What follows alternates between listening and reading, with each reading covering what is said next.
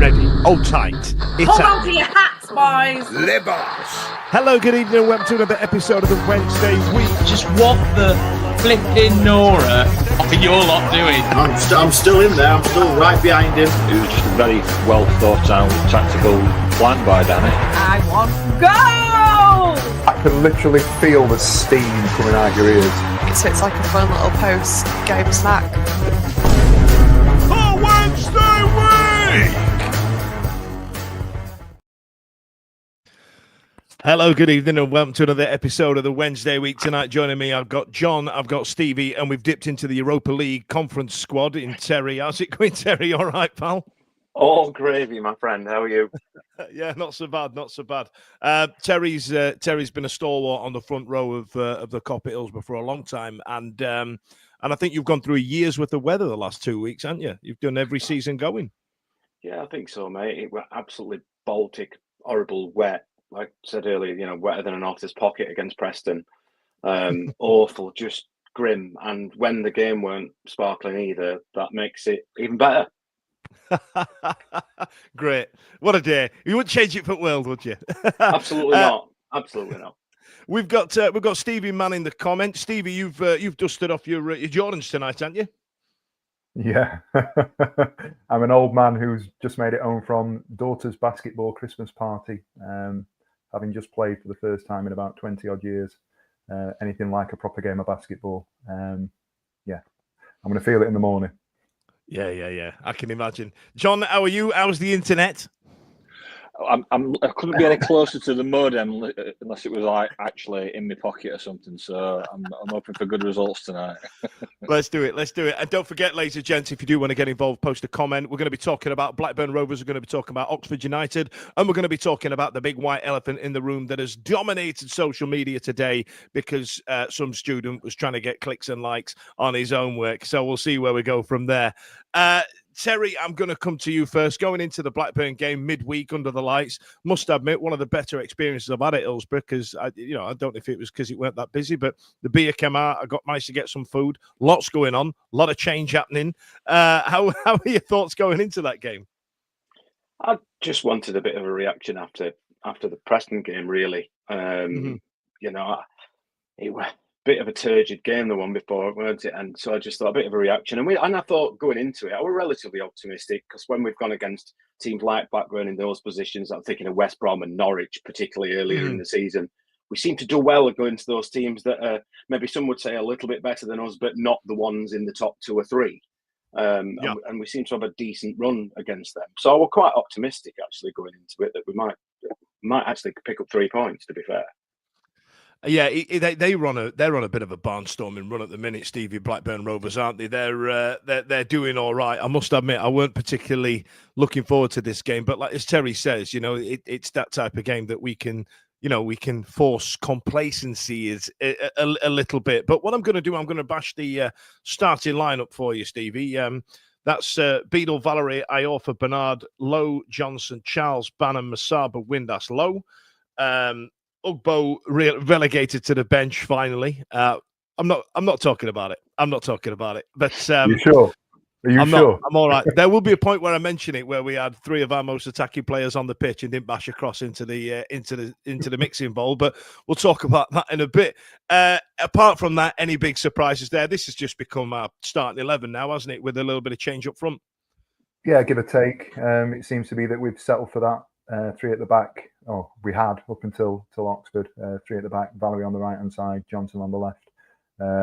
With Iorfa, Bernard and Lowe in that back 3. I've said before, and I'll say it again, and we may come to it obviously with other things that we talk about. I don't ever really question what he puts out in terms of a lineup. If he thinks that's the appropriate lineup, fine by me. And I think Danny would be the kind of person that would be open and honest enough to admit when he gets things wrong. And if we go down first half and we fall behind or he's not happy with the performance, he's brave enough and he's sort of strong-minded and strong-willed enough to make the changes at half-time if necessary. So I have no argument with the team that he puts out at the moment. Not a massive fan of Masaba at the minute. I was quite pleased to see Lowe going in there. I think he'd done well coming on at Derby and getting the winning goal there. And I just thought it's, why not chuck him in, see if we can get some joy out of somebody else other than Smith and or Rugbo. Interesting one that he's dropped Paul Valentin, though, isn't it? Yeah, he doesn't, and I don't know why, but he doesn't tend to do 90 minutes with Paul, does he? No. He'll start and do an hour, or he'll come on for 30 minutes, you know. And when he comes on, he's an impact player when he comes off the bench, and he doesn't do a great deal wrong when he starts. I'd like to see him as a right wing back over Valerie, and I've said this privately over the weekend. I have some real issues with Valerie at the moment that we may come on to when we talk about the options. Everybody's on your shit list today, Stevie, aren't they? Yeah, Starmer's on there.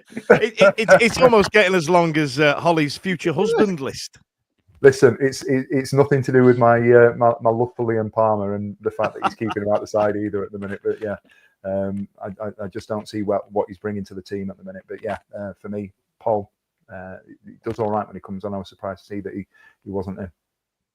Yeah, you're dead right. You're dead right. Now let's get into the game, John. Let's talk about it. It started out sprightly for Sheffield Wednesday. We've gone back to that point where we were on top to start with. We'd gone at it, and then they kind of settle into it. And you know what I mean? We've seen it 1,000 times before where we go at them the first 10, 15 minutes, and this was no real difference. I think the earliest chance that we had, that Windass had a free kick that drew a save from Ainsley Pears, the guy that couldn't tie his own shoelaces last time we played him. I don't know what to say about it. I thought Windass's impact on the game on the whole was quite poor. But this one weren't a bad free kick, were it? Yeah, you get a free kick, and he's always one of the first name. People round the ball wanting to take the free kick, wants to make something happen. It's him and Bannon, isn't it? When we get a free kick, no one else tends to get a look in. So yeah, he forced a save from Pears. I think we're all hoping, after what happened last season, that by some miracle Pears would drop another clanger and gift us a goal, but it's never going to happen, is it? It's interesting you said that, John. I was talking to my good pal Matt Thorpe in the Yellow from the other side prior to the game, and he said two things. He said Pears is all of a sudden a good keeper. They did sign a replacement for him, and second one was that Gay is rubbish and he can't buy a goal. So we're putting out some quality content here, John, aren't we? Well, yeah, you go on another fan forum or speak to another fan, and they'll always tell you that one of their players is not doing so well, and then it's just sod's law, isn't it, that he comes on and scores the winning goal. But I agree with Stevie said. It was good for Lowe to get back into the fold, because I did think it was a little bit harshly done by not to have played a bit more, considering Ugbo struggles. And I know we're not going down that road right now, but yeah, I think it's been 22 weeks. I think we've been talking about it, John. I can't. It's never going to end until he scores. Hopefully that'll come sooner rather than later as well. But yeah, we're good to see Lowe in the mix, because what I like with Jamal Lowe is that he chases lost causes. He puts himself about. He snaps at players' heels. And I like that. It's the kind of effort that I think Danny likes as well, in a side that does like to ideally press high. And he's a good example of a player that fits into that system. So great to see him get involved. And I thought he deserved it over Ugbo. But yeah, and like you said, we did start pretty well. We do have a knack of starting off fairly. We do two things, don't we? We concede the first goal, that's a given, and we start off pretty well for 10 minutes, and then don't invariably manage to get his noses in front, which is, I think, the strength of the team, or it has been up until recent games, which we'll come on to. Is we're not a team that traditionally plays well from going a goal down and come back to win games, but Danny's busting that narrative, isn't he? He's busting that narrative. Old news, mate. Old news. Do you find yourself one goal down after 10 minutes? Take two of these. It's Sheffield Wednesday goals. That's what happens, mate. I tell you, we're old school. We're doing it proper. Terry, listen. After the first 10 minutes of us huffing and puffing like we normally do, there was two crossbars hit. After, you know what I mean? In rapid space of time from each team. I think when. Let me get this right. Was it a corner that was punched out by Beadle, and then it left, what was his name? Travis absolutely smash it against the beans, didn't he? Well, it was one hell of a hit, and I mean, I don't think James Beadle necessarily just stands and let things. He's not one of those keepers that goes, "Oh, I'm not getting that." Generally, You know, he has a go at everything, and he was rooted. There was no way on earth he thought he were going to get anywhere near it. And of course, you know, I think if he'd have hit it any harder, the crossbar had snapped in half. He absolutely leathered it, without a doubt.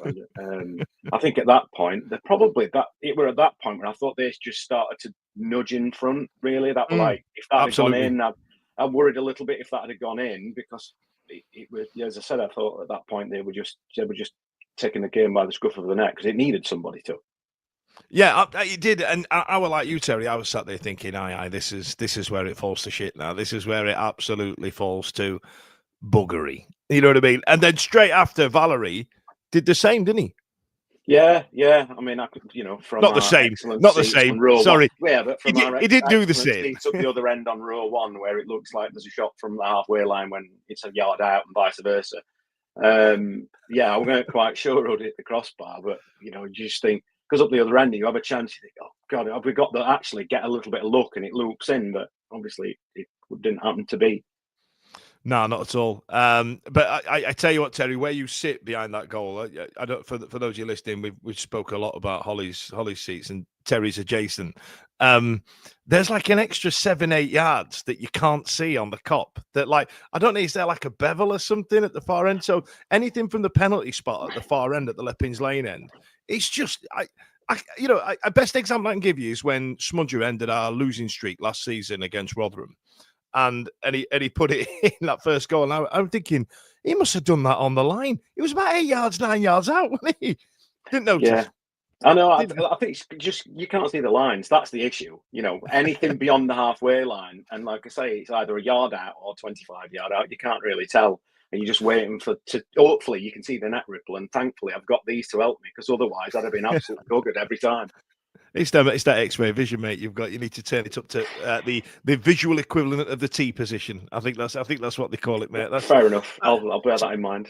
Science jokes for you, ladies and gentlemen. That's what's happening.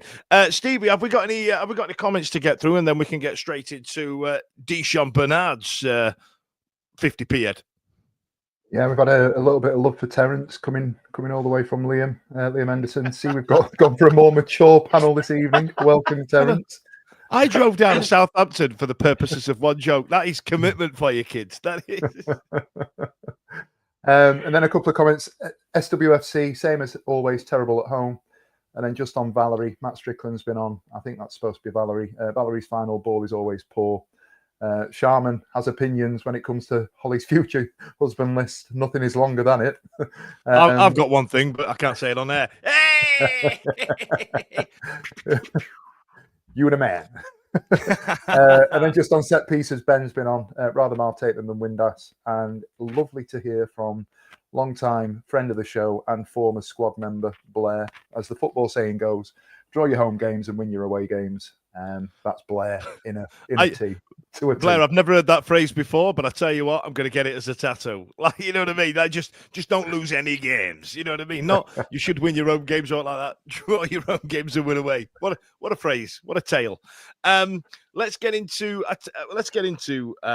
So I think there was a bit of play down the left hand side. I think we're still in first half at this point, Stevie, and then Baz put a delivery in after a bit of back and forth with, I want to say, Marv, and Bernard just ballooned one over the top. And they were on top at this point. I've zero recollection of that. Let me tell you what happened. I've missed 2 games all season. And they've both been midweek games. I missed the Swansea game and I was working late. It was a parents' evening on Tuesday. So I missed the first half hour of the game. I had a choice to make. And my sister ended up taking Molly. John might be better served to give you some input on. But looking at his face, probably not. He's wincing, ladies and gents. He's wincing. Yeah. Bernard's 50p head, yeah. I'm struggling to recall that, actually, because I tell you what, Blackburn with the rain just blowing into the cup like horizontally, and just absolutely. It were awful. Yeah. I couldn't feel my toes, and I nearly ran. So let's talk about the weather instead. So let's move forward one. Terry, these have got memories like potatoes. There was also a shot straight at Beadle from Dolan. Now, Dolan was a handful, I thought, but he reminded me of the way that geezer for Brentford plays. He's quick, he's a ball like, but not actually gifted as a footballer. But he had a bit of a free hit, I think, early in the second half where he just spanned it straight at Beadle. And even then, at that point, again, like we were talking about when they hit the crossbar, I thought this is going to be about 3-0, this, isn't it?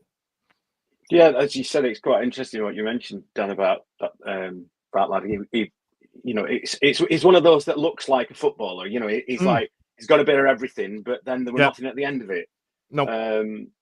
But then again, with that, I'm just having a bad day. I don't know. I don't really know much about him, to be fair. But it wouldn't have been.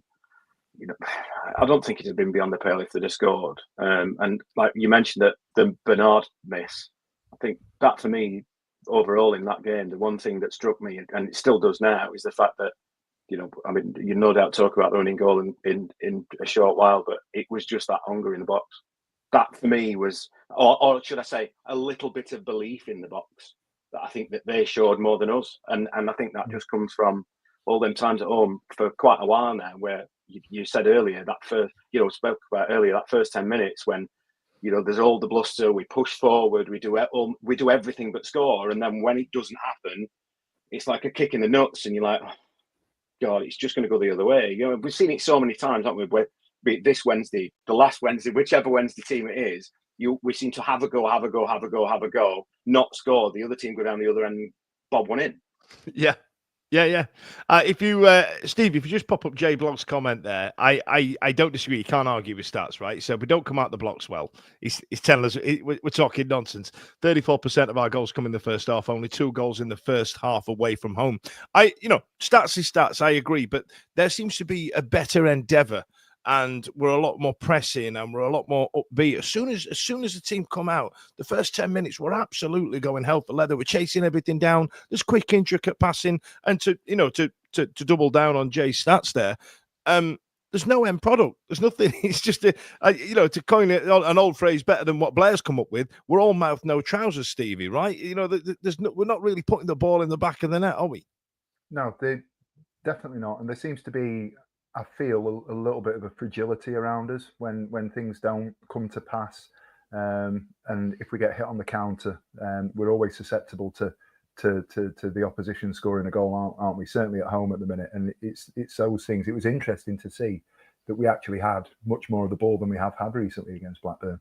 I think we had about 54-55%, which isn't it's not a massive number, but in comparison to where we've been recently, it's been a little bit more, and we have more shots, I think, than Blackburn as well. So yeah, so it was 16-8 on target, 4 to their 3.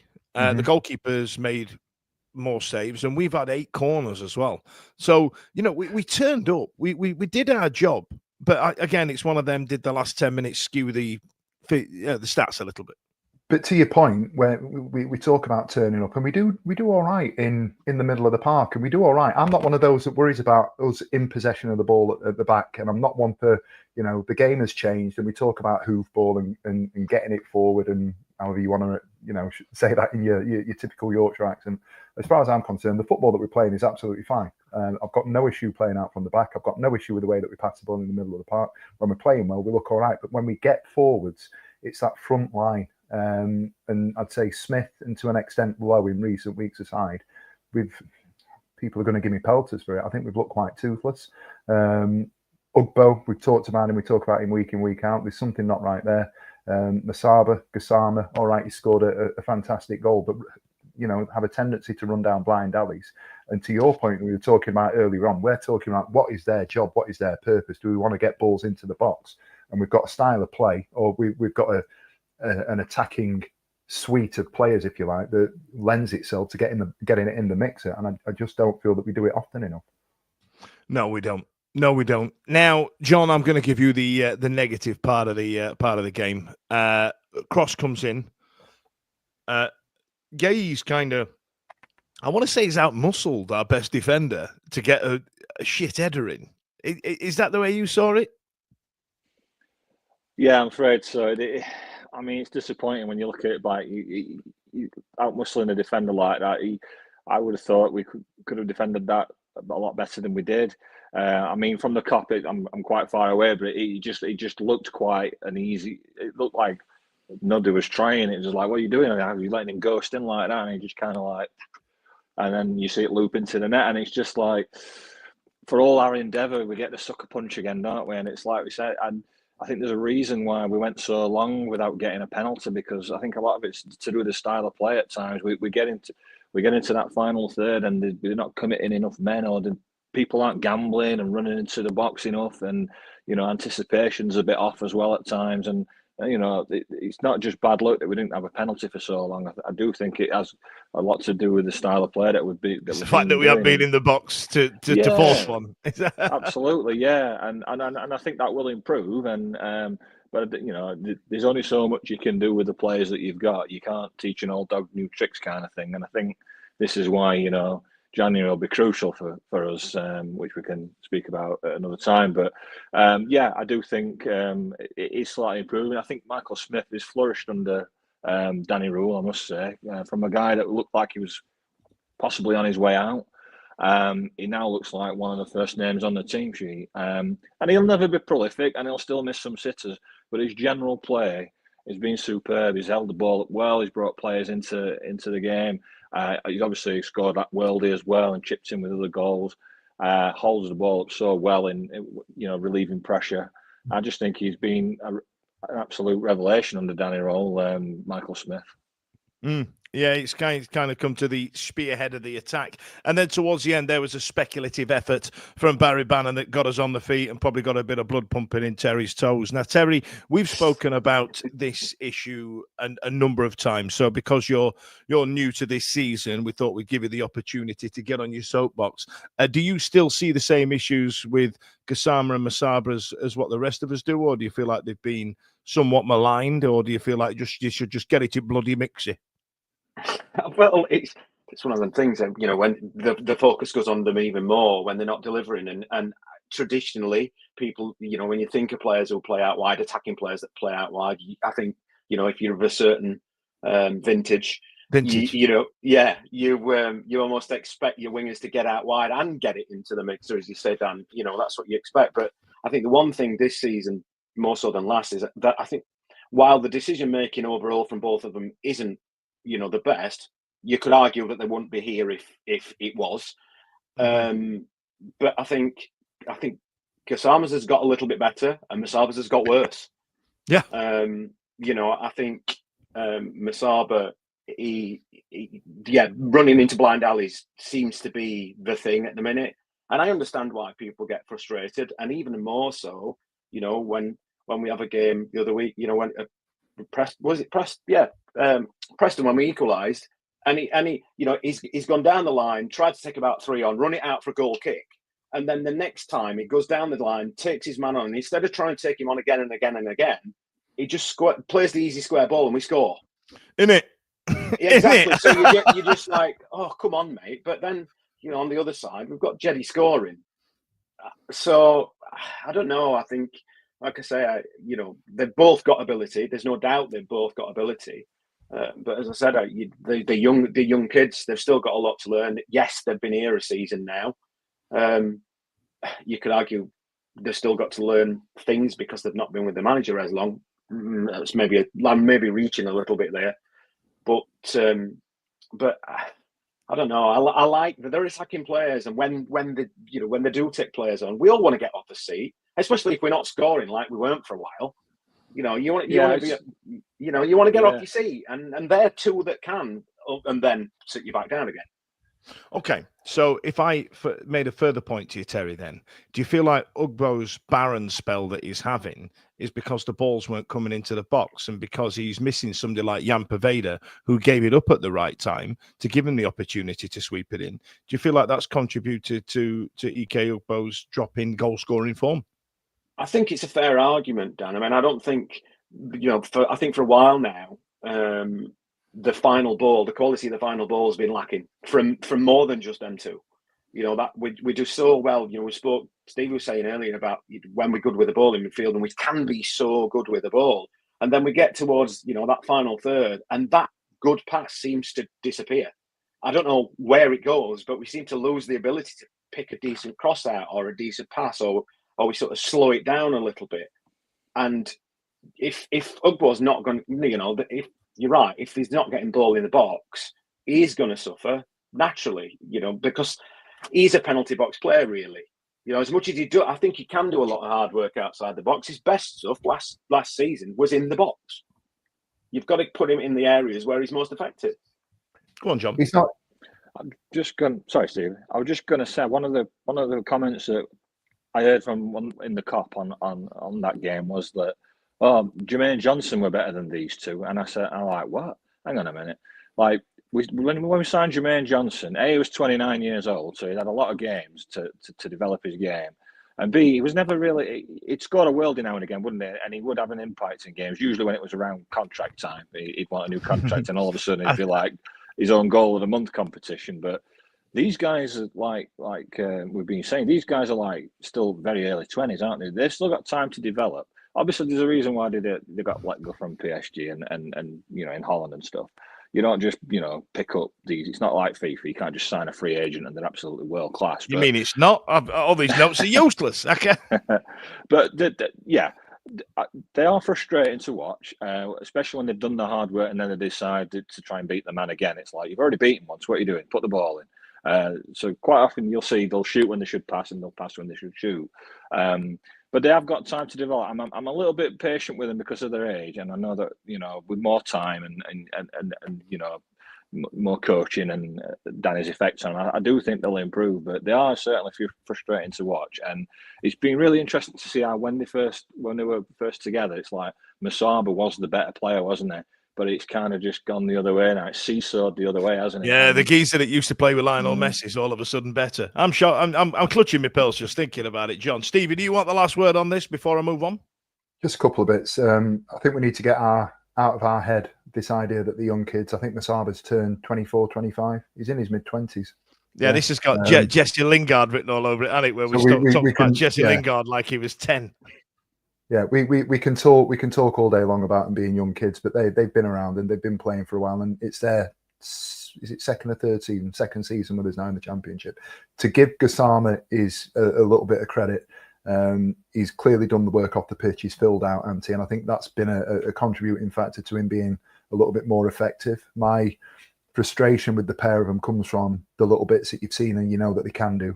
Gassama's goal on Saturday that we'll come to, Gassama's goal against Coventry, the one that he scored last season was at Hull, New Year time. So they have these flashes of brilliance, and then Masaba's numbers are, they stand up. He does all right in terms of data and statistics. Is he top goal and assist, or he's up there for us in the top 2 or 3?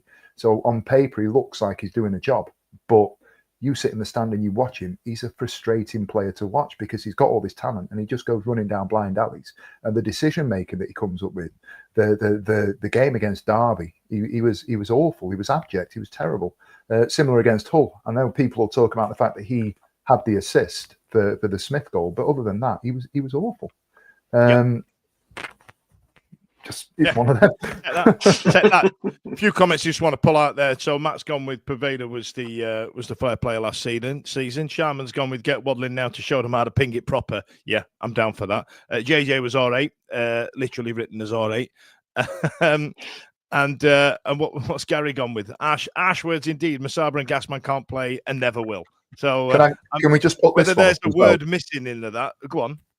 Just this one as well, I thought, in all seriousness, was an interesting point. Wickerman saying that I like to see Gassama start games and Masaba end games, but never the other way around.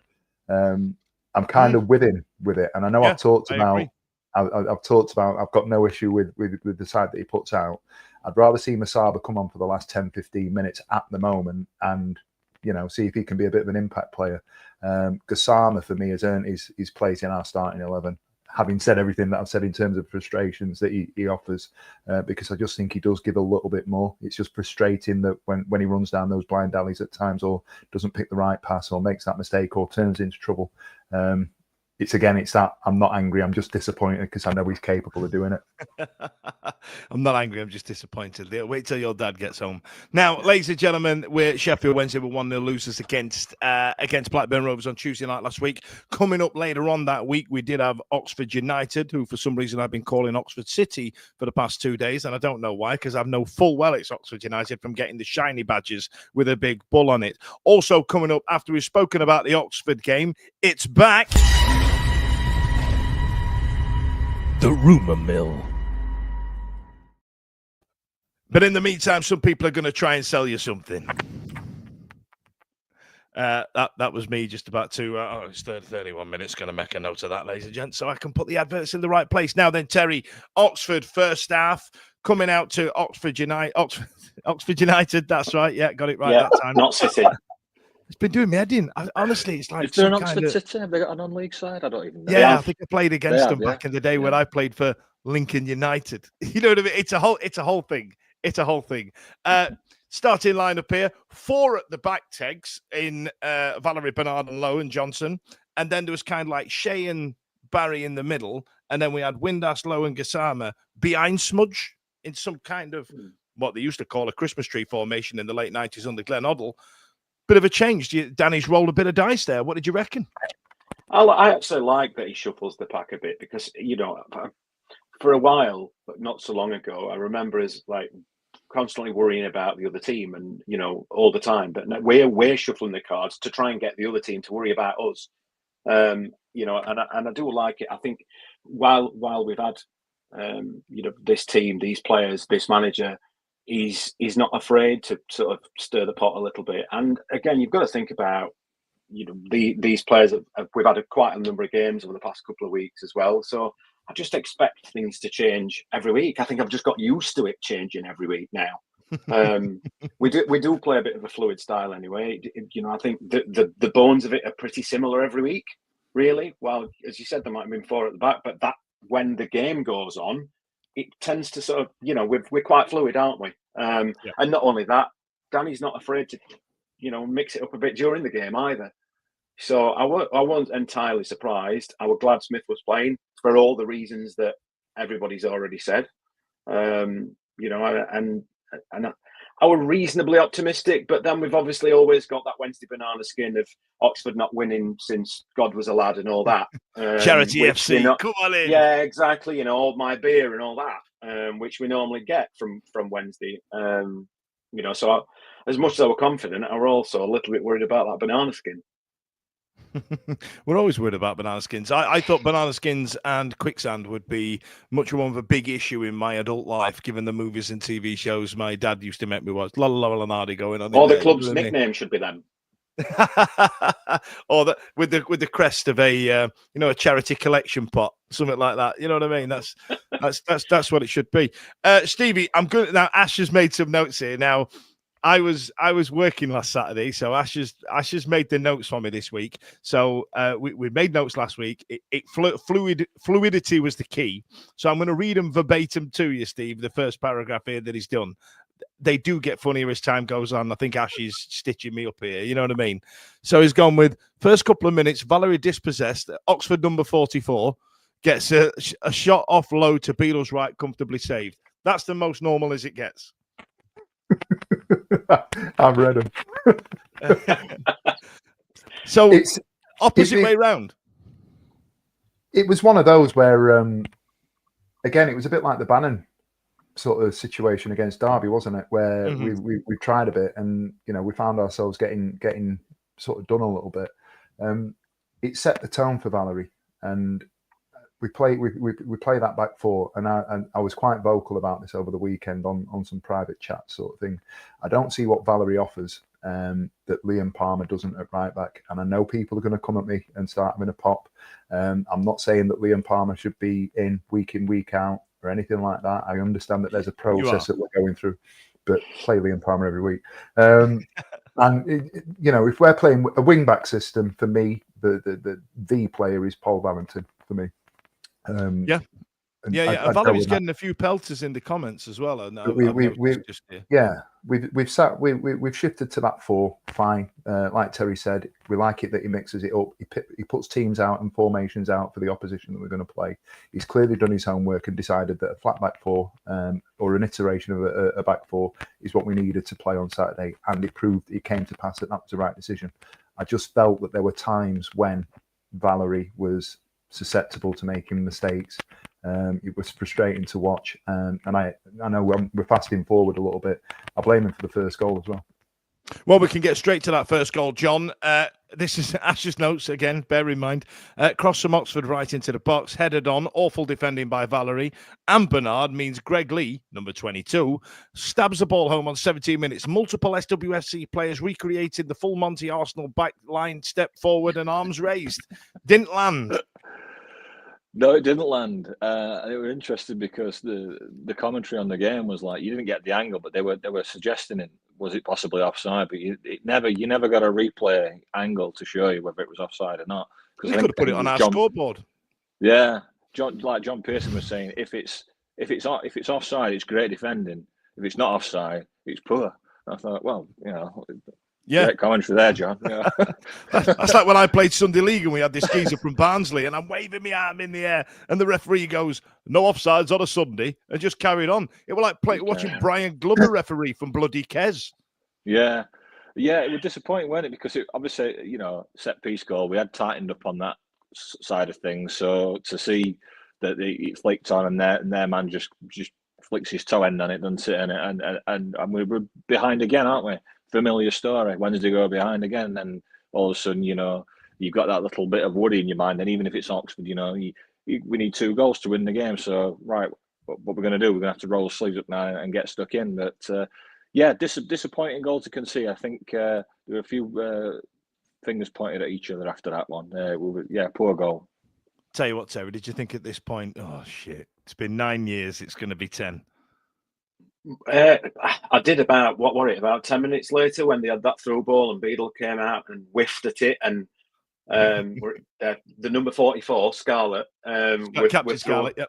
Yeah, he went running on, and Valerie were involved in that as well, weren't he? But then he got back and blocked the eventual shot. I thought we got away with one there. I think if that had gone in, then as bad as they were I think they were really naive at times, but I think if they'd have gone 2-0 up, then I think that away following over, aside the fence that leads to the cinema would have been rather disgruntled, shall we say? Well, that wasn't the way it went. Let me read Yash's notes. Well, it's another goal from a set piece. This time, right-footed crossing from Charles, who's there. The man of the goal-scoring moment, Josh Windass. Lovely neat volley finish from 6 yards out. Bosh, 28 minutes gone, 1-1.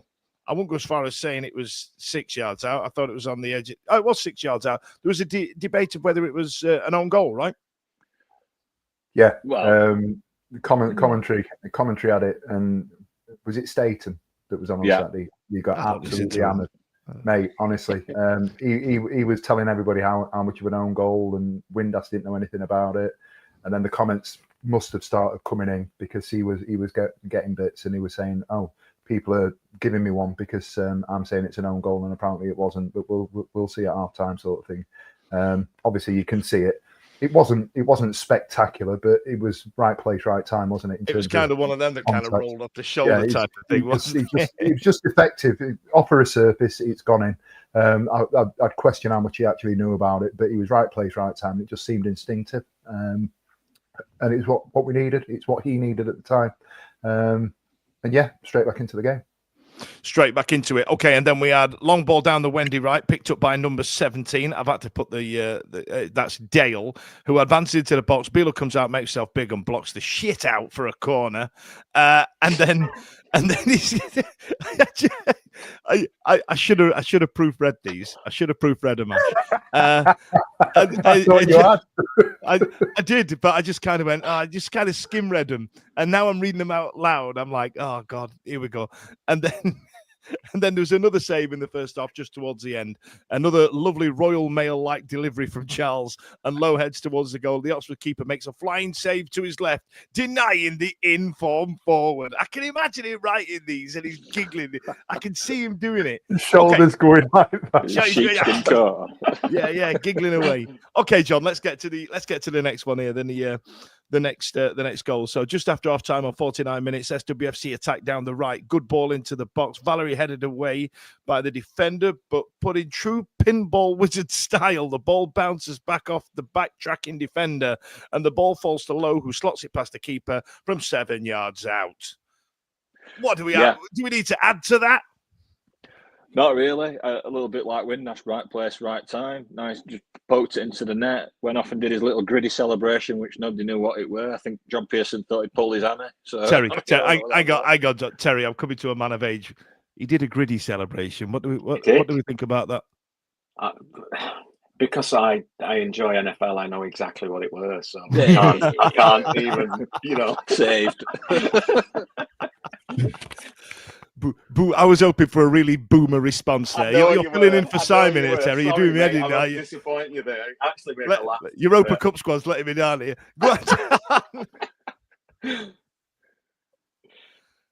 I've got note to add. Ash has done your work for you there, hasn't he, John? Yeah, pretty much. Yeah, it was just what we needed, though, wasn't it? We were on top after going. After getting back to 1-1, I thought we were taking control of the game.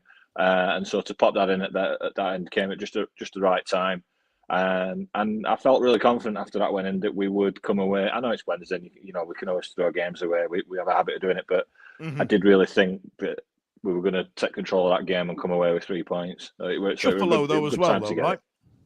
Chuff for him to get it. Chuff for him to get it. Oh yeah, absolutely. Yeah, he deserved it, Low. I think he's like I said before. I think he's deserved his chances and.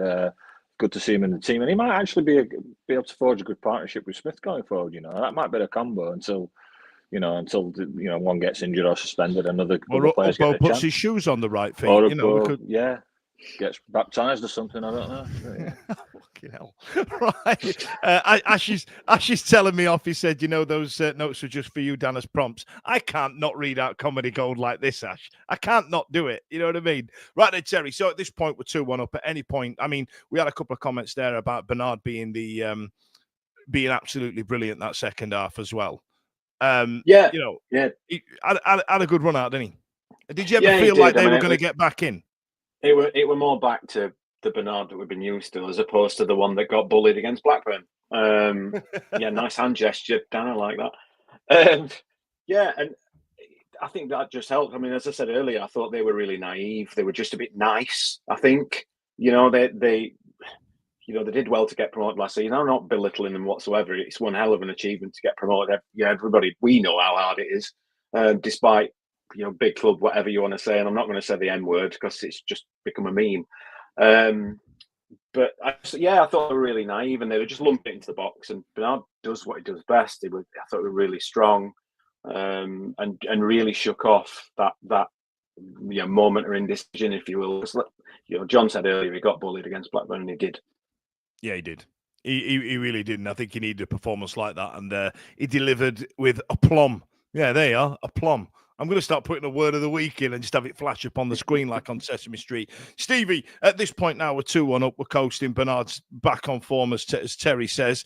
And then we'll go back to the notes, shall we? Are you ready for a new nickname, kids? 61 minutes, ball gets played into, and with a Messi-like touch to Smith and Dino, tees the ball up for Gasman to right foot volley, first time past the keeper who had no chance. And he's added lovely stuff at the end, which I'm a big fan of. I think he miskicked this. What do you think about it? No, he's not miskicked it. Miskicked it, mate. Roll off his shin. He's not miskicked it. The build-up play was outstanding. Again, intricate one-touch, two-touch football, the stuff that we like to see under the current management system, the style of play that we've got. And that flick by Smith, it's one of those, if it happens in the Premier League, if Haaland does it, if Cole Palmer does it, or anybody else, we're waxing lyrical. It's on every hour on Sky Sports News on a Monday morning, isn't it? But because it's Smith, we just sort of say, oh right, yeah, he's done it. But it was absolutely fantastic to be able to have the wherewithal for somebody of his ability, or somebody like him in this level, to be able to do that and set it up so that he didn't even have to break stride, and he's just put it in. I thought it was absolutely outstanding. Didn't he? He didn't miskick it. That's not where he aimed, is it? Miskicked it though, didn't he? He didn't miskick it. He's hit the target. It's gone in. And look what happens, Jeddy, when you kick the ball, when you don't run into trouble. Look what happens, Jed. There was a debate, wasn't there? Was that his better goal than the other one? His other goal that he got at can't remember where, but Gassama. Is that his best goal for us? Do you think? No, the Brentford goal. I thought the Brentford goal was brilliant. Yeah. This was nowhere near it. He miskicked it, mate. I'm getting cooked now in the comments. Oh no, that's what's happening. I've got Ben telling me, what is it with Dan and Oxford? Thought for Maywell falling over was a pen. He knew full well he was there, and he knew full well what he was doing. and now saying because Sama miskicked it. I'm telling you, Terry, come on. I get pelters from these clowns every week, right? That where for Maywell was rolled down in front of that striker to try and make a nuisance of himself. He knew he were there, didn't he? Oh, Terry, I've lost your internet, pal. You've got John internet. I feel like it put you whatever it is about that top left. You've turned into a mosaic. Try again for me. Hang on, I'm about there. It weren't a pen. It definitely weren't a pen. Not a doubt. Right, you're getting ganged up on here. And then I've got Ash correcting me. I pronounced Smith and Dino's name wrong. Ash has gone with Smith-Idnio, which I kind of like. And then I've got Barnsley just commented in there. Big Barnsley's red and white army. Have a good one. Okay, thanks for coming. Saw the game out. Must have heard that we were award winning. It must have been that. Saw the game out. Easy stuff. Ash has added in there. Thank you very much, Ash. Now, ladies and gentlemen, it's a double egger in terms of what we're going to play now, because it's time now to delve into the rumour mill. We're going to talk about some absolute paper talk, and it's going to be the big thing that we're going to talk about this week, because last week the other week, Terry, we had a really good chat about Pierce Charles, and that became something that I wanted to do every week and put in a new segment called Hot Topic. Oh, yeah. No production expense spared. Now, ladies and gentlemen, there is some easy journalistic maths have been done recently as Russell Martin, the Southampton manager, was given his marching orders and given Danny Rule's affinity in the past with being Ralph Hasenhüttl's number 2 down at Southampton. Everybody's gone, down there. Southampton, and just put 2 and 2 together. Obviously, forgetting that Graham Potter's been at Saints more than I have, where I've been working the last 4 weeks. So you know what I mean. Did I say Darren Potter then? I meant the Potter that was at Chelsea. That fella. Terry, great, thanks, man. Terry, there was a couple of tweets of people panicking, and then there was a media source that decided they were going to claim it. Now, just before you get into it, don't forget, I want to see your comments on this topic. Give me something verbose, something to talk about. But Tegs, that's just a kid doing his own work, innit? Because it did say student journalist at the local uni, which I know personally is the shit kicker uni. What do you think? It's like you say, it's a lazy link. It's an easy one. It writes itself. It really does write itself. Not only obviously is that previous link because Danny were there before, but his stock's quite high. Southampton, obviously, their stock's not.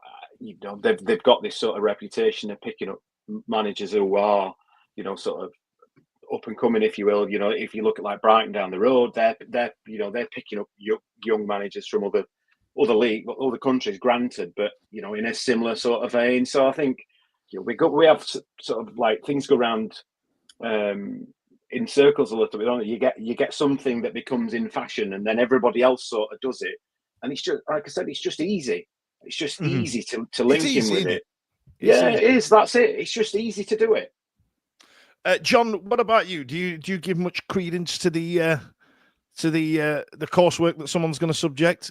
To me, it comes across as chuck a lot of shit at a wall, and then if it happens, claim victory.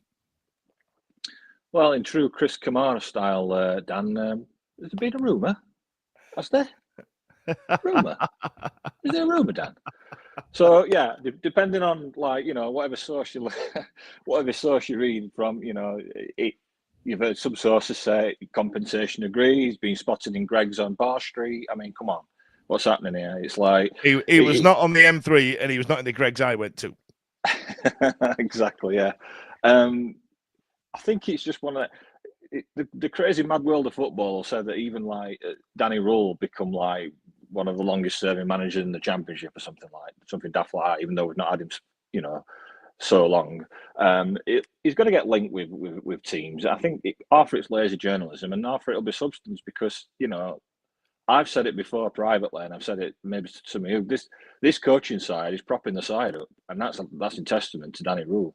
He's going to get prying eyes. They're going to come looking sooner or later.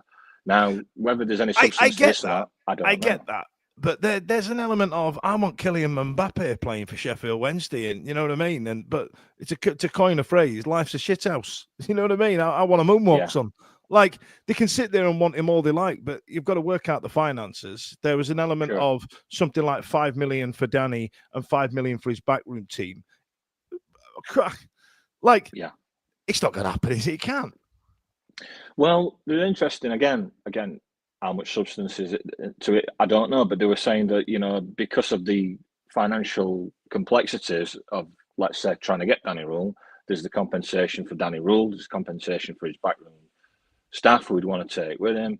They've also sacked their own manager. They've got compensation to pay for him, and apparently, one source was saying, but that's just too many financial complexities to even entertain such a thing. So. I don't know. It's all conjecture right now, isn't it? And there's other sources saying that he's ruled it out. I mean, there's only one person that knows, and that's Danny Rule, isn't there? But I don't know. We're just going to have to sit tight and wait and see. But I hope not. Obviously, like everybody's fans' nightmare, wouldn't it? But I just think it's crazy season coming up to a transfer window, isn't it? Sacking season, because clubs like to. If they're going to make a change, they want to do it now with a transfer window on the horizon. So they'll sack a manager. Somebody puts a pound on that it's going to be Danny Rule, and all of a sudden he's top of the betting list, and everybody's panicking. So it's just silly season, isn't it, right now? Absolutely. I do this speech every time there's a job available. The odds don't mean anything. I got told by somebody who was a good mate of mine, not spoke to him since, told me that he showed Frank de Boer around a flat in Southampton because he was going to take over after Ron Koeman. And he said, yeah, it's happening. He's got a flat, yada, yada, yada. I think I boshed about 300 quid on it. Got some decent odds, got 5-1. Thought, quid's in. It went to Cloudpool. So, don't worry about the odds. You know what I mean? Stevie, I'm going to give you the tough question now, and I'm going to enrage everybody in the comments and people driving, listening to this tomorrow. If somebody's paying up 10 million quid and Mark Robins is still available, it's a no-brainer. Are you asking me or telling me? Tell me I'm wrong. You're wrong. 10 million quid and Mark Robins is available. Give him a picture of a Spitfire and drive him down the N3 myself. 10 million pounds. I get it. I understand where you're coming from. I understand what you're saying. And I've gone backwards and forwards with it on several occasions this afternoon since the rumour broke. I don't want Rule to go. We can't let him go for anything less than 10 million. But I just think if you look at what we're doing on the pitch, 10 million quid. Let me finish. If you look at what we're doing on the pitch as well as off it, I think we are creating, or we're on the verge of creating, a situation where 10 million quid won't even touch the sides in 2-3 years' time. And I think that's something that we can look to do. And I know it's pie in the sky. We talk about all these rumours. There's been comments coming out tonight about Red Bull links, and everybody makes the first point about him going to Southampton because he was there for 6 months and so on and so forth. I just feel that Danny Rule is worth to us now more than 10 million and a decent championship. I don't think he is. I don't think he is, because bear in mind, do you remember when we did an emergency pod when Darren Moore got left, and a lot of us sat there and just went, look, it's just the next geezer with the set of keys. You know what I mean? It's just the next MF sat in the dugout. 10 million quid, and then chuck Shay Charles in there for 2.5 on all. Not Shay, Pierce. He can take him and his brother. They can have a little Charles reunion down at Southampton. 12.5 million sobs, and we'll have Mark Robins in charge. I'm all right with it. But what will that look like from a stylistic point of view? From a, what you've got to also factor in is the journey that this club has been on under Danny in the last, what's it been, 14 months? we've come so far, and I can't remember. And you know, I'm a couple of years older than you. I cannot remember since the years of Trevor Francis a fan base that is so united behind a manager. And we're going back, dare I say it, we're going back 31 years. You know, this is a man who is he can walk on water on the blue side of Sheffield. And I know he's going to get people that start to question him. People are starting to doubt because, let's be right, people are upset because we've won 8. We've won 8, we've lost 8. He's not playing Liam Palmer. He's sticking with Masaba. He's paid money for Rugbo and he's not scoring goals and all that. Jokes aside, though, he's galvanised the squad. We wouldn't have had Chris Powell in without him. We wouldn't have got these people in without him, the backroom staff. We've got a psychologist who's been at Man United. We've got a goalkeeper coach who's been at Arsenal. We've got a recruitment guy who's worked under Ferguson and Wenger. These things are happening because of Danny Rule. And I genuinely believe that give him, I'm not saying he's going to stay forever, give him another 2-3 years and let's see what he can do with the club. My bigger worry is, I think there's credence to what's happening, because I think there's something going on behind the scenes, and I worry that Rule is sitting there going, I've gone to Chancery. In January, I want ABC, and Chancery's turned around and gone, you can have EFG. And Danny Rule's ambition. That's normal, though. Again, life's a shithouse. I want a moonwalk, son. You know what I mean? I get what you're saying, but his ambitions aren't going to be met by the club. And if somebody's going to turn his head, I worry that, you know, and this is the thing. I had this conversation with my sister earlier on because I forwarded her a text that I'd seen and sort of broke the news. And I think we were talking, it might have been Ash that I was talking to earlier on. You know, it is normal, but I don't think that Danny Rule has any sort of affinity or loyalty to this club. No. And I'm going to say that. And again, I'm going to get hammered. He's Danny Rule. 3 years ago, he'd never even heard of Sheffield Wednesday. He's done a fantastic job. We revere him. We love him. And I think he's come to love the fan base as well. And I think he's come to be very fond of the club and very fond of the city. However, ultimately, this is a man who in 10 years' time is going to be want to be lifting league trophies and cups. And is he going to be able to do that in the current structure at Sheffield Wednesday just to keep 40,000 people a week happy? No, he's not. So cash in. Yeah. But not yet. Not yet. It's too early. That's the point I'm getting. That's the point. It's too early. Terry, I want to see him develop the infrastructure of the club for another year, 2 years, and then he's head coach, Stevie. That's not his knitting. He's not going to develop shit because Chancery wants to have sign off on everything.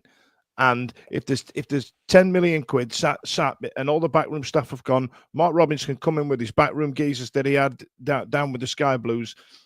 It's just the next geezer in charge. Like you say, he's got no affinity with Sheffield Wednesday. Terry, tell me I'm wrong. Tell me I'm wrong. I'm getting cooked in the comments here. I mean, the one thing I think about with Danny is the fact I just get the sense he feels like it's like he's got the keys to his kingdom here. He's brought these people in. He's brought the backroom staff in that he wanted. Yes, ultimately, as you said, Dan, the chairman has, he has the sign off. Yes, he does have the sign off. But is it as attractive for Danny to go to Southampton and him not have as much of the keys to the kingdom as he's got with us? Is it as attractive to go to a side that look like they're just,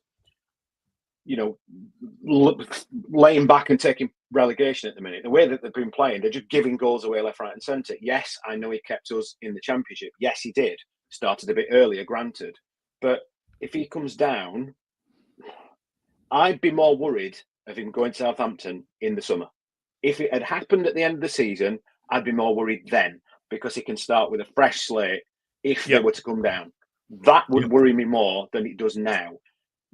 You could also argue it might be a little bit more appealing to him if we get to February, after his comments in the last week that have, people have spun around whichever way you want to see it. I think they can be took both ways. We get into February. If Martin's gone if he'd have gone in February and Danny's not had the backing that he sounds like he wants, or whether he may be getting it or not, we don't know. If he'd not got that in January, then maybe Southampton again is more of an attractive prospect.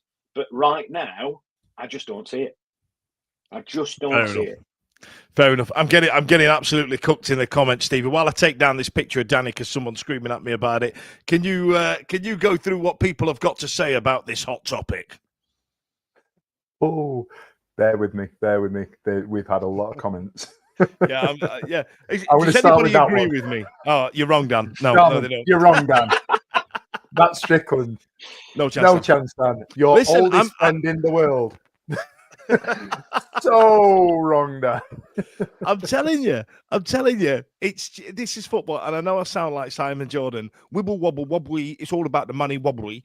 They're just going to offer him a better package and more money to spend. We can sing his name as much as we like. He's just going to be the next MF in the dugout, I'm afraid. Does anybody actually agree with me out there, Stevie? Not many. So somebody called Stevie87 says, I have to agree, Dan. Is that your burner account? Maybe. So I can have two opinions at once. Go on, John. You could argue that point about Danny staying or going. I think there is a little bit of crumb of comfort in there that if he has to go as things stand right now, you've just mentioned an outstanding candidate to come in. I'm not advocating Danny go. I'm with Stevie and Terry on this one. I want him to stay, and I expect him to stay.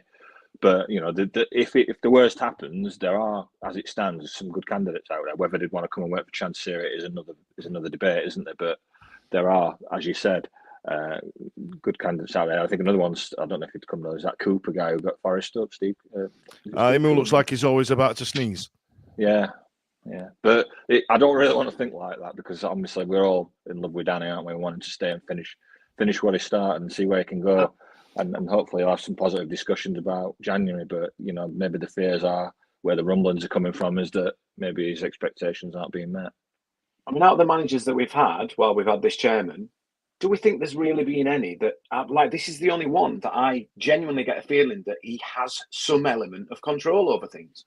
The others just felt like things were being done for them. Mm-hmm. Apart from, Tony Pulis, who just came for the money and then rocked up when he got paid off because he was terrible. But, he's the only one, I think, out of them all that we've had under this chairman that truly feels to me like he has some sense of control, beyond his own role. There is something unquantifiable in Danny's role within the club that we don't know the ins and outs of, and I do believe that we would miss that, which is why I mentioned somebody like Mark Robbins, purely because I believe he's got a level of that old school headmaster that we don't really have anymore within football, So what's your burner account said there, Stevie?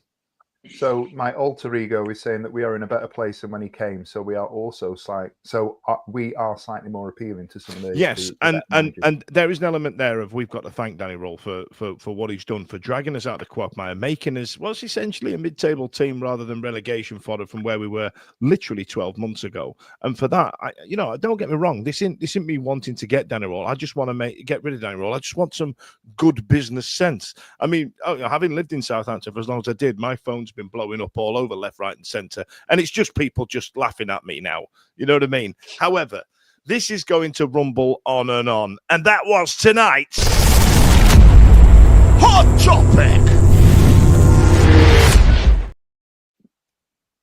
I'm not unhappy about that. It's good, isn't it? It's good. So we're gonna. That's going to be one of them things that we start to do on a regular basis and forget about it by week 2. John, Stevie, thank you so much for joining us this evening. Terry, it's been an absolute pleasure to spend this time with you. I'm really annoyed that you didn't come out with a real boomer response about someone doing the griddy. What's your NFL team? What you following? Unfortunately, it's a historic one. I was LA Raiders from day one, and they're just terrible, and I've been ever since. So I don't know why. They do. The Raiders are cool though. They've got the cool uniforms, and the fans love exactly. Like that would probably just attracted me to it in the first place. Mine and John's on a Sunday night. Mine and John's too many Jim Carrey movies as a kid. But listen, thanks a lot for joining us. It's been an absolute pleasure. Thank you a lot for commenting. We've had a winner of the mascot raffle, so they're going to be walking out on the pitch on the 21st of December. So I want plenty of pictures from that. I'm not going to out the person right now, for all that nonsense. But Stevie, our gambling officer's got a last minute any other business. What we got, Stevie? Yeah, the last man standing went this weekend. Final 4 dropped to 1, and it was won. A prize fund of 602 English pounds was transferred into American money and went to Steph. I want to say Coleman. I'm really sorry, Steph. Steph Coleman. Send her a begging letter on Twitter. Yeah, I think she's Jinxabel on X, Twitter. Send her 2 begging letters and a tweet. Yeah. Massive congratulations. We are not going to start it this weekend. We're going to do LMS 5 either on New Year's Day or round 3 of the FA Cup. So we've got a couple of weeks grace. Just keep an eye on the socials for the posters and everything else. If you don't know and you haven't been involved with it, for the cost of £10 that goes to the community initiative, you've got an opportunity to win 70% of whatever money goes in. As we said, it was £602 this time round. It's a good laugh, it's good crack, and we've built a nice little community of like-minded Wednesdayites who howl at the moon and bark at the sun. And yeah, it's good. So keep your eyes out, get involved. It's a great laugh. Thanks a lot, buddy. Listen, if you did notice at the start that we've changed the credits a little bit, I've also changed the closing credits. Stay tuned. Yeah. See you later. Every week, live from 8 p.m. It's the Wednesday Week, bringing you football analysis. He came in. I think he scored a goal. Bringing you banter. Yeah. Bringing you responsible life hacks. Met you wonderful souls at 10 a.m. for some shots. The Wednesday Week. 1, 2, 3, 4 live. Available on all social medias. Obviously, this goes out on YouTube and as well as all the other social media out there for podcasts, etc. The Wednesday Week 24-25 season. Join us. Put on your